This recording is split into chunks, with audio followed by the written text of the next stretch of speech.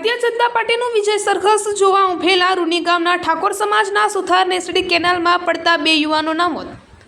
રાત્રે દરમિયાન વિજય સરઘસ જોતા હતા તે દરમિયાન અંધારામાં કેનાલની પાળી નીચે હોવાના કારણે એક ભાઈ કેનાલમાં પડ્યો અને બીજો ભાઈ બચાવવા જતાં બંને ડૂબ્યા હોવાના અહેવાલ।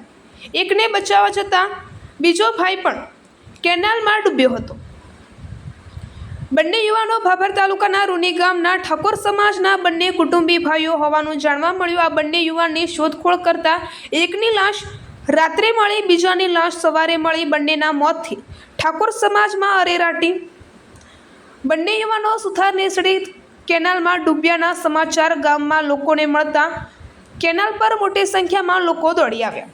બે લોકો કેનાલમાં ડૂબ્યાના સમાચાર મળતા ભાભર તાલુકામાં અરેરાટી વ્યાપી જવા પામી હતી। કેનાલમાં ડૂબ્યા યુવાનની વાત કરવામાં આવે તો જોધાભાઈ અરજણભાઈ ઠાકોર અને કલાભાઈ વિસાભાઈ ઠાકોર બંને રહે ભાભર તાલુકાના રૂની ગામે। બંનેની ઉંમર વર્ષ અંદાજે 27 અને બંને લોકો પરિણીત છે અને એકને 2 બાળકો અને એકને 1 બાળક છે। જોધાભાઈ અરજણભાઈ ઠાકોર ભાભર હીરા ખસવા માટે આવતા અને કલાભાઈ વિસાભાઈ ઠાકોર ખેતી કામ કરી તેમનું ગુજરાન ચલાવતા હતા। ઠાકોર સમાજ સહિત રૂની ગામમાં શોકનું મોજું ફરી વળ્યું।